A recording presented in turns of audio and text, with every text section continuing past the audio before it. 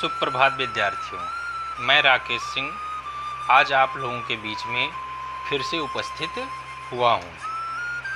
हिंदी कक्षा 10 सूरदास जी के पद भाग 4 को लेकर।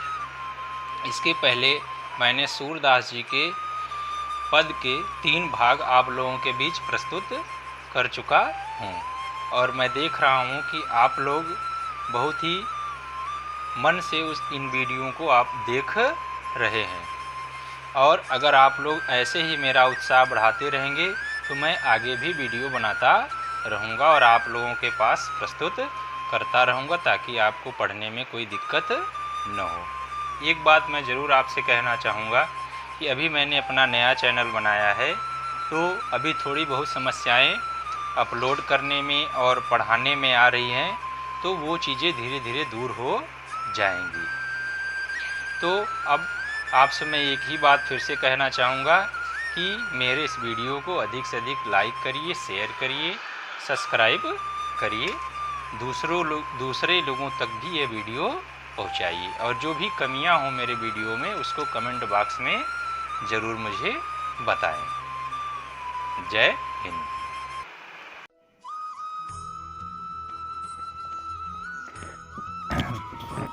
मैं राकेश सिंह आज फिर से सूरदास जी के पद को लेकर आया हूँ, जो कक्षा 10 हिंदी काव्य खंड का प्रथम पाठ है। इसके पहले मैंने 3 भाग आपको पढ़ा दिया है और कहा था कि अब मैं इसके बाद तुलसीदास जी का जीवन परिचय पढ़ाऊँगा, लेकिन विद्यार्थियों की मांग के कारण मुझे चौथा पार्ट बनाना पड़ रहा है। तो पढ़ाने से पहले मैं आप लोगों से ये अनुरोध करूँगा कि आप लोग इस वीडियो को ज़्यादा से ज़्यादा लाइक करें, शेयर करें, सब्सक्राइब करें और घंटी के बेल आइकन को प्रेस करें ताकि जब भी मैं नया वीडियो अपलोड करूं तो आपको तुरंत ही सूचना मिल जाए। और एक बात आपको ध्यान में रखनी है कि जब तक आपको प्रत्येक पद न समझ में आ जाए तब तक आपको बार बार यह वीडियो देखना है। तो चलिए अब शुरू करते हैं। इसमें देखिए पहला पद है कि ऊधो जाहु तुम्हि हम जाने, श्याम तुम्हें हा कौ नहीं पठयो, तुम हो बीच भुलाने, ब्रज नारिन सौ जोग कहत हो, बान कहत न लजाने, बड़े लोग न विवेक तुम्हारे, ऐसे भय अयाने, हमसो कहि लहि अब हमसो कहि लई हम सही कै, जिय गुण लेहु सयाने, कह अबला कह दशा दिगंबर, मष्ट करो पहचाने, साच कहो तुम को अपनी सो, बूझति बात निदाने, सूर श्याम जब तुम ही पठायो, तब न कहूँ मुस्काने। तो देखिए इस पद के अर्थ को समझने से पहले सबसे पहले हमें कठिन शब्दों को समझ लेना ज़्यादा ज़रूरी है। तो अयाने मतलब अज्ञानी, जो अज्ञानी होता है, जिसके अंदर ज्ञान की कमी होती है। पठयो मतलब भेजा है। दिगंबर दिशाएं ही जिसके वस्त्र हैं अर्थात नग्न। मष्ट करो चुप निदाने, नए कहू कुछ। अब देखिए संदर्भ देख लेते हैं कि प्रस्तुत पद्यांश हमारी पाठ्य पुस्तक हिंदी के काव्य खंड में सूरदास द्वारा रचित सूर सागर ग्रंथ शीर्षक से लिया गया है। तो इसके बाद अगला आएगा प्रसंग। तो प्रसंग मैंने अपने हर वीडियो में बताया है कि प्रसंग का मतलब होता है, एक तरह से प्रसंग का मतलब होता है बात छेड़ना, अर्थात इस पद में किस विषय पर बताया गया है, किस विषय पर चर्चा की गई है, सूरदास ने क्या समझाया है, उसी पर प्रसंग लिखा गया है। तो इस पद में गोपियों के साथ इस पद में गोपियाँ उद्धव के साथ उनका मजाक उड़ाते हुए कहती हैं कि श्री कृष्ण ने तुम्हें यहाँ नहीं भेजा है। वरन तुम खुद ही अपना रास्ता भूलकर यहाँ चले आए हो। श्री कृष्ण ने तुम्हारे साथ मजाक किया है। तो मतलब गोपियों का कहना है कि यहाँ पर आपको कृष्ण ने नहीं भेजा है, बल्कि आप अपने से ही चले आए हो और वो आपका मजाक उड़ाने के लिए आपको यहाँ पर भेजे हैं, आपका परिहास करने के लिए उन्होंने आपको यहाँ पर भेजा है। अब देखिए पहला है पद में, देखिए कि उद्धव जाओ तुम्हें हम जाने। गोपियाँ कहती हैं कि हे उद्धव आप जाइए, हम लोगों ने आपको अच्छी तरह से समझ लिया है। श्याम तुम्हें हाको नहीं पठेयो। श्याम भगवान श्री कृष्ण ने तुमको यहाँ पर नहीं भेजा है। देखिए यहाँ पर कि गोपियाँ उद्धव को वापस जाने के लिए कहती हैं। वह कहती हैं कि हम तुम्हें समझ गई हैं, श्री कृष्ण ने तुम्हें यहाँ नहीं भेजा है, तुम खुद ही रास्ता भूलकर यहाँ आ गए हो। यहाँ देखिए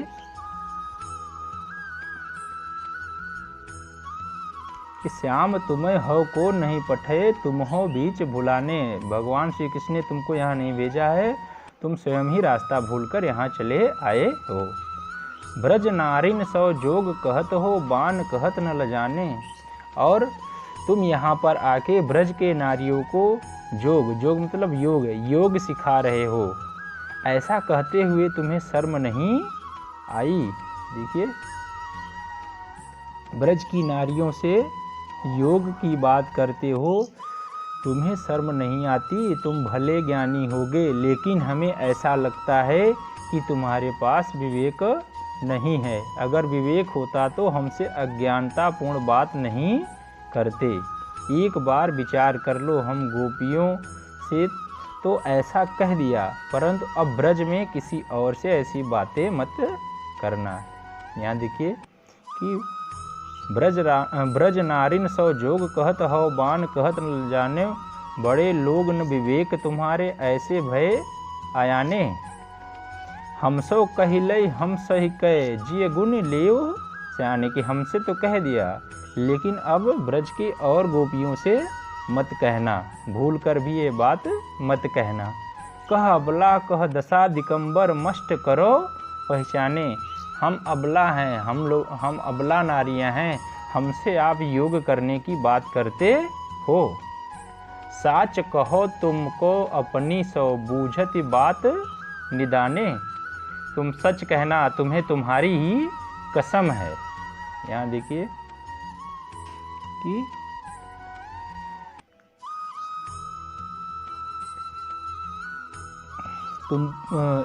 तुम शांत हो जाओ और जो भी बोलो उसे सोच समझकर बोलो।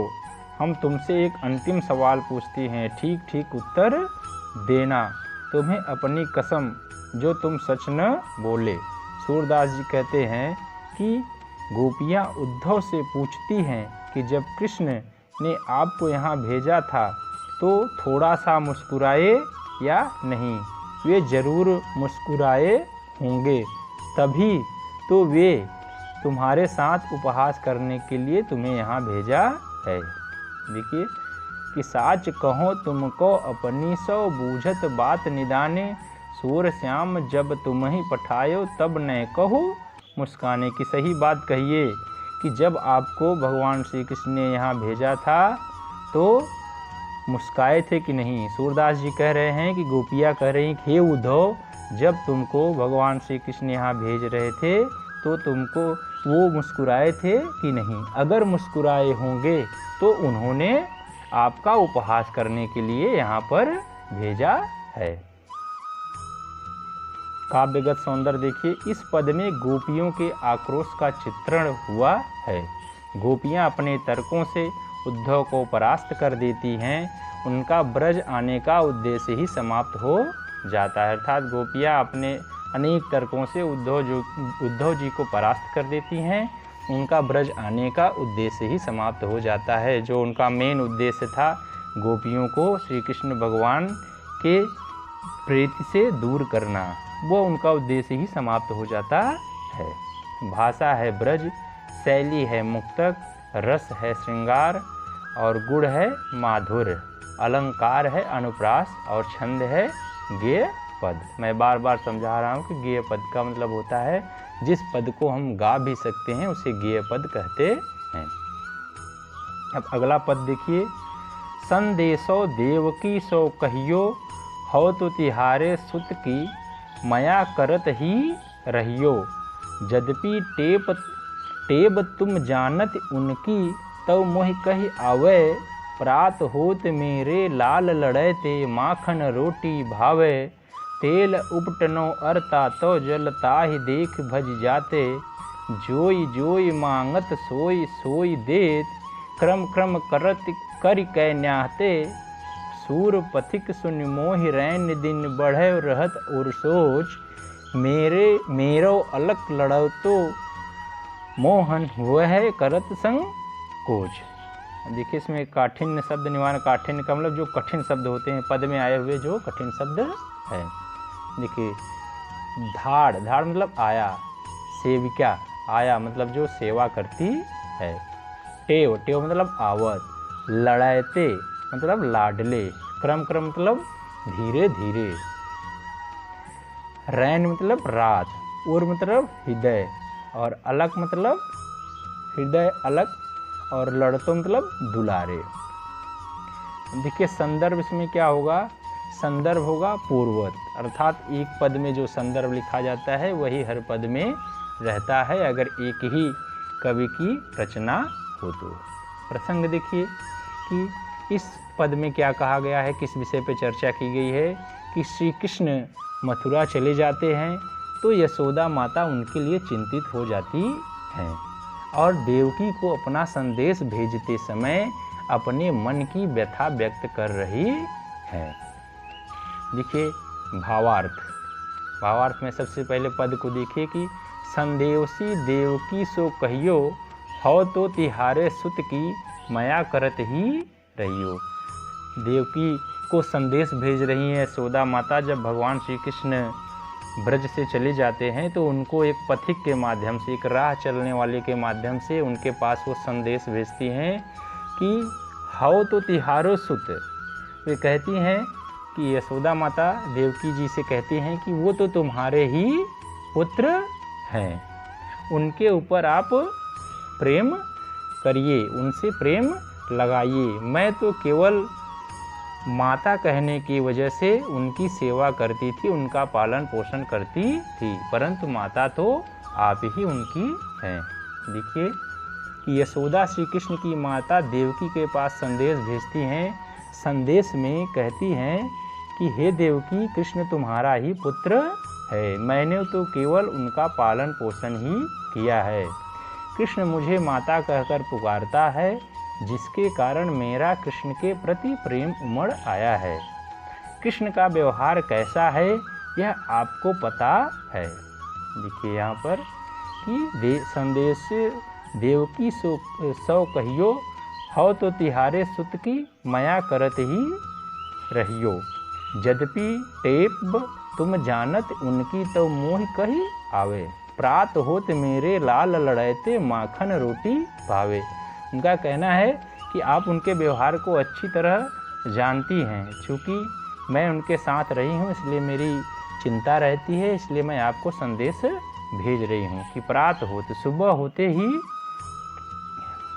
मेरे लाल अर्थात भगवान श्री कृष्ण भगवान उठ जाते हैं और उनको माखन रोटी सबसे ज़्यादा, माखन रोटी भावे, माखन रोटी सबसे ज़्यादा खाने में पसंद है।